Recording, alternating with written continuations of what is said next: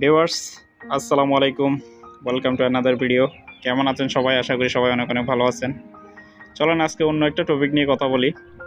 Viewers, আমাদের ইসলাম ধর্মে একটা কথা আছে, তাকদীরের উপর বিশ্বাস করা।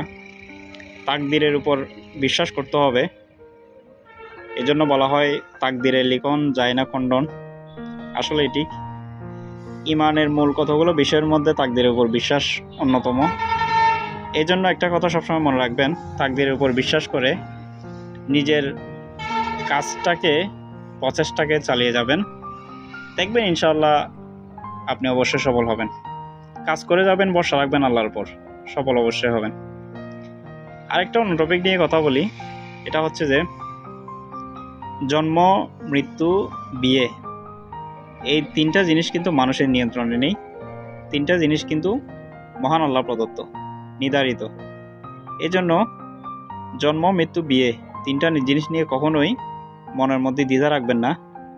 মহান আল্লাহ আপনার দুনিয়াতে আপনাকে পাঠিয়েছেন, সৃষ্টি করেছেন, তার ইবাদত করতে হবে। আবার আমাদেরকে একটা নির্দিষ্ট সময় পরে যখন আমাদের হায়াত ফুরিয়ে যাবে, তখন আমাদেরকে মৃত্যুবরণও করতে হবে।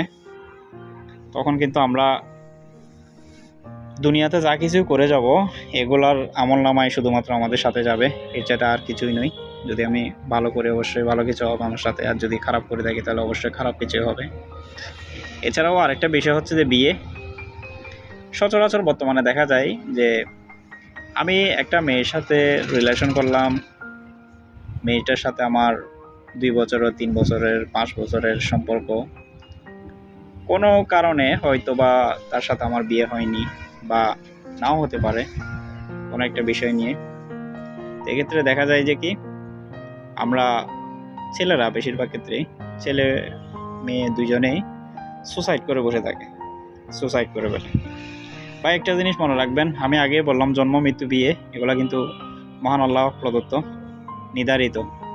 এখানে আপনি জন্মের সাথে সাথে আপনার জন্য জীবনসঙ্গী নিয়ে কিন্তু তৈরি করে রাখা হয়েছে। আপনি যাকে ভালোবাসেন, হয়তো বা মহান আল্লাহ আপনাকে তার জন্য সৃষ্টি করে নাই, বা তাকে আপনার জন্য সৃষ্টি করে নাই, এই জন্য আপনি তাকে পান নাই। এটা নিয়ে আফসোস করার কিছু নেই, মন খারাপ করারও কিছু নেই, আত্মহত্যা করার মতো বিষয়ের কিছু নেই, এটা আমি মনে করি। আর যাকে আপনার জন্য সৃষ্টি করেছেন, হাজারো বাধা বিপত্তি যত কিছুই থাকুক না কেন, ঘুরে ফিরে কিন্তু সে আপনার কাছে আসবে। এটা সবসময় মনে রাখবেন। মানে বিয়ে জিনিসটা মহান আল্লাহ প্রদত্ত, নির্ধারিত। আমি জাস্ট এটাই বোঝাতে চাচ্ছি।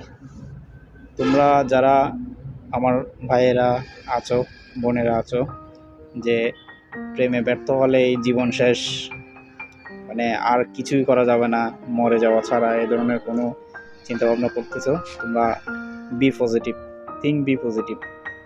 এটাকে কখনোই মাথায় রাখিও না, কারণটা হচ্ছে যে এটা তোমার হাতে নেই। মহান আল্লাহ তুমি দুনিয়াতে আসার আগে এটা নির্ধারণ করে রেখেছেন। তো এই জিনিসটা আমাদের ইয়ং জেনারেশন যারা আছে তারা বুঝে না, বোঝার কথাও না। ওই বয়সে আসলে বোঝার মতো মন মানসিকতা থাকে না, স্বাভাবিক, শয়তানের দোকায় পড়ে। তবে আশা করব বর্তমান ইয়ং জেনারেশন যদি একটু পজিটিভ চিন্তাভাবনা করে এসব বিষয় নিয়ে, তাহলে কিন্তু তারা হয়ে যায় বা ইমোশনালি একটা প্রবলেমে পড়ে যায়, এই জিনিসটা থেকে বের হয়ে আসতে পারবে। সুন্দর করে গুছিয়ে চলার নামই হচ্ছে জীবন। এই জীবনটাকে এত সহজে হারিয়ে যেতে দিবেন না, এটাকে কাজে লাগাবেন। আশা করি জীবনে ভালো কিছু করতে পারবেন। এই জন্য চেষ্টা করবেন, যে কোনো কাজ সব কিছুতেই নিজে চেষ্টা করবেন, আর সফলতার জন্য মহান আল্লাহর উপর ভরসা করবেন। আশা করি এতে আপনি সুন্দর একটা জীবন সাজাতে পারবেন। আশা করি আমার কথা আপনারা বুঝতে পেরেছেন। সবাই ভালো থাকবেন। ধন্যবাদ সবাইকে। আসসালামু আলাইকুম।